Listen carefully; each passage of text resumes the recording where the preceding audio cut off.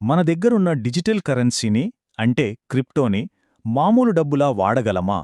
ఈరోజు మనం క్రిప్టోను ఉపయోగించే విధానాన్ని ఇంటర్లింక్ ఎలా పూర్తిగా మార్చేస్తుందో తెలుసుకుందాం. ఒక్కసారి ఆలోచించండి. మన దగ్గర ఎంత విలువైన క్రిప్టో ఆస్తులున్నా వాటితో ఓ చిన్న కాఫీ లాంటివి కూడా కొనలేకపోతే దానివల్ల ఉపయోగమేంటి? అవును, ఇదే చాలామంది క్రిప్టో హోల్డర్స్ ఎదుర్కొంటున్న అతి పెద్ద సమస్య. దీన్నే టెక్నికల్గా యూజబిలిటీ గ్యాప్ అంటారు.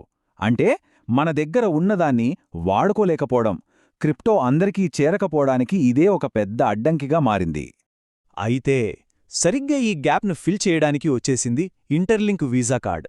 ఇది కేవలం ఒక ప్రొడక్ట్ మాత్రమే కాదు, డిజిటల్ ప్రపంచాన్ని, మనం బ్రతికే ఈ రియల్ వరల్డ్ని కలిపే ఒక బ్రిడ్జ్ లాంటిది.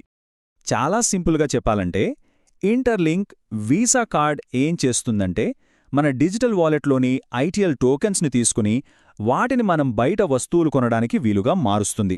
అంటే మన క్రిప్టోకి అసలైన కొనుగోలు శక్తినిస్తుందన్నమాట.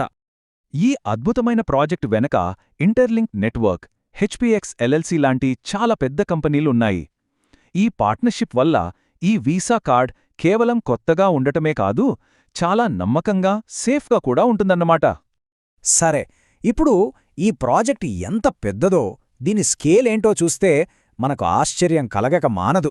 170కి పైగా దేశాలు అంటే మనం ప్రపంచంలో ఎక్కడికి వెళ్ళినా కరెన్సీ మార్చుకోవాలన్న టెన్షన్ లేకుండా ఈ కార్డును వాడొచ్చు. మన డిజిటల్ వాలెటే ఒక గ్లోబల్ ఫైనాన్షియల్ పాస్పోర్ట్ అయిపోతుంది.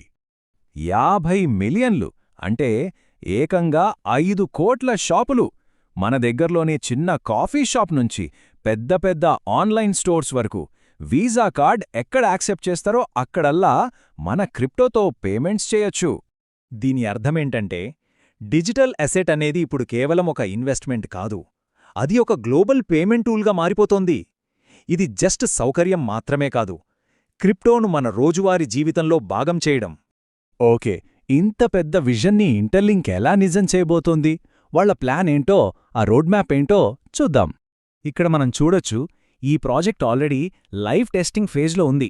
అంటే కొంతమంది యూజర్స్ దీన్ని వాడుతున్నారు కూడా. అంతేకాదు, 2026 కల్లా ఏకంగా 30 లక్షల కార్డులను మార్కెట్లోకి తీసుకురావాలని పెద్ద టార్గెటే పెట్టుకున్నారు. మొత్తంగా దీని ముఖ్య ఉద్దేశం ఒకటే, ఐటీఎల్ అనే కరెన్సీని కేవలం దాచుకోటానికి కాదు, ప్రతిరోజూ ఖర్చు పెట్టటానికి వీలుగా మార్చటం. మన క్రిప్టో మన వాలెట్లో ఖాళీగా పడి ఉండకుండా మనకోసం పనిచేయాలన్నమాట. సరే, డబ్బు విషయానికొస్తే అన్నిటికన్నా ముఖ్యమైనది నమ్మకం, సెక్యూరిటీ. మరి ఇంటర్లింక్ మన ఫండ్స్ భద్రతను ఎలా చూసుకుంటుందో చూద్దాం. ఈ కార్డ్ హెచ్పిఎక్స్ వాళ్ళ ఎంటర్ప్రైజ్ గ్రేడ్ ఇన్ఫ్రాస్ట్రక్చర్ మీద రన్ అవుతుంది.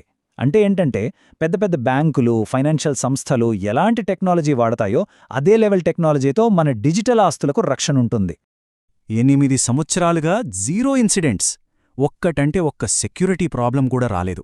ఇది హెచ్పిఎక్స్ వాళ్ల ట్రాక్ రికార్డ్. ఇది వింటే చాలు, యూజర్స్కి వాళ్ల డబ్బు ఎంత సేఫ్గా ఉందో అర్థమవుతుంది. అబ్బా, ఇది కదా అసలైన మనశ్శాంతి అంటే. సో ఫైనల్గా మనం ఏం నేర్చుకున్నాం? 170కి పైగా దేశాల్లో వాడుకోవచ్చు, 5 కోట్ల షాపుల్లో యాక్సెప్ట్ చేస్తారు, ఆల్రెడీ టెస్టింగ్లో ఉంది, 2026 కల్లా 30 లక్షల కార్డులు రాబోతున్నాయి, ఇంకా 8 ఏళ్ల ప్రూవెన్ సెక్యూరిటీతో వస్తోంది. సింపుల్గా చెప్పాలంటే ఇదొక global, super secure, future ready card. Interlink visa card కేవలం ఒక ప్రోడక్ట్లా కనిపించొచ్చు, కానీ ఇది డిజిటల్ డబ్బుకి, మనం వాడే మామూలు డబ్బుకి మధ్య తేడా లేకుండా పోయే ఒక భవిష్యత్తుకు తొలి అడుగులాంటిది. ఏమంటారు?